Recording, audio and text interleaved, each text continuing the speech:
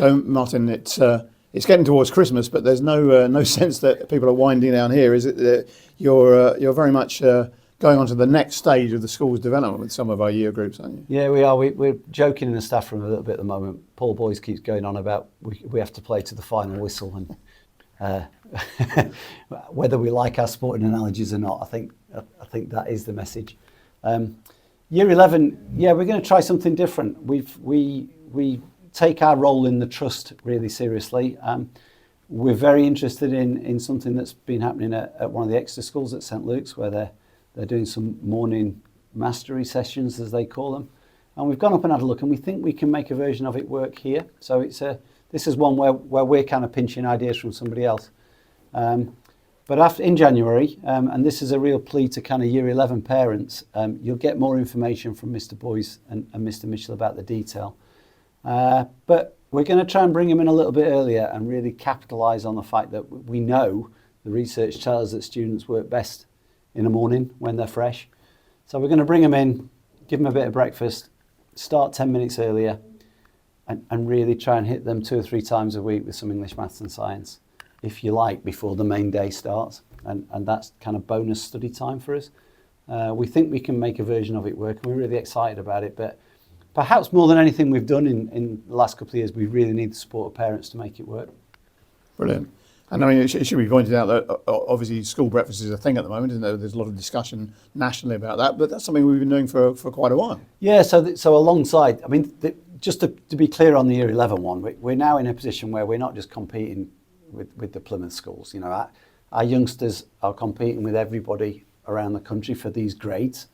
And let's not beat about the bush, you know, that we're talking about the grammar schools and the private schools here, where paying for private tuition just happens, it's just a thing. Mm-hmm. And in the private schools, you know, the kids are staying and doing longer days to do prep. That's always been a thing.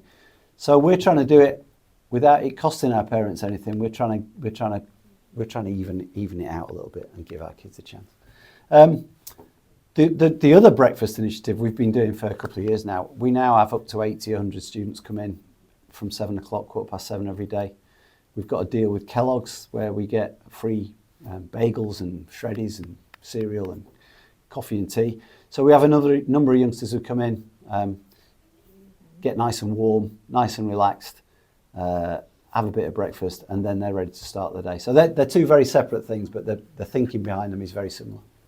And it should be pointed out, we're not just asking our pupils, our students to go the extra mile. We ourselves, the teaching staff and the support staff, have been going the extra mile. Well, always go the extra mile, but certainly there's something on this week that added to that. Yeah, so we talk about going right up to the end. We had a training day on Monday, and that was purely about using the Year 11 and Year 13 data from the recent mocks to feed what we do next. So it's about identifying those youngsters that are underachieving slightly and really getting some specifics about what they do.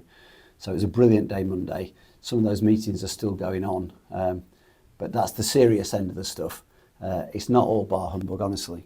I was going to ask there are some nice things as well. Yeah, as well, we know, and you, I think, went to the concert on Tuesday night this week, which was marvellous, wasn't it? It was brilliant. I was actually at Exeter Cathedral on Tuesday night, so it was the first one I've missed. The feedback was just amazing. Siobhan Meredith, the Director of Education for the Trust, attended. I know she thoroughly enjoyed it. What do I have to say about the music department? They are phenomenal. The standards that our youngsters are now achieving over there is just brilliant. And I think it was kind of a thing of beauty, really. Loads of kids involved, really nice atmosphere, a packed theatre. And I guess that's what we're after, isn't it? Talk that maybe we might have to move it away from the school next year. Because yeah, I think we're talking about the Royal Albert Hall and a few other venues. But it was certainly, I think it was the hottest ticket in town on Tuesday night. Indeed.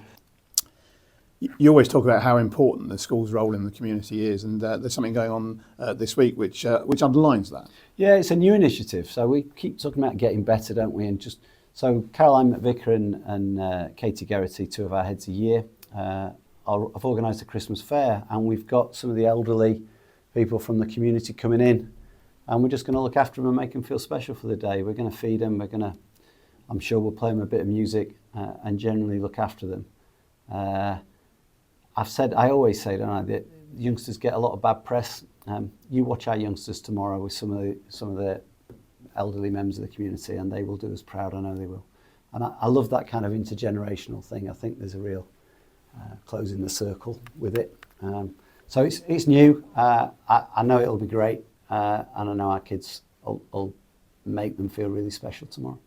Should just say before we close that we'll be covering that, so people will be able to see that. It's invite only, so people will be able to see what goes on there on our YouTube channel and on our social media, and also the concert that's already on our YouTube channel. So if people didn't get a ticket for that, they can see that.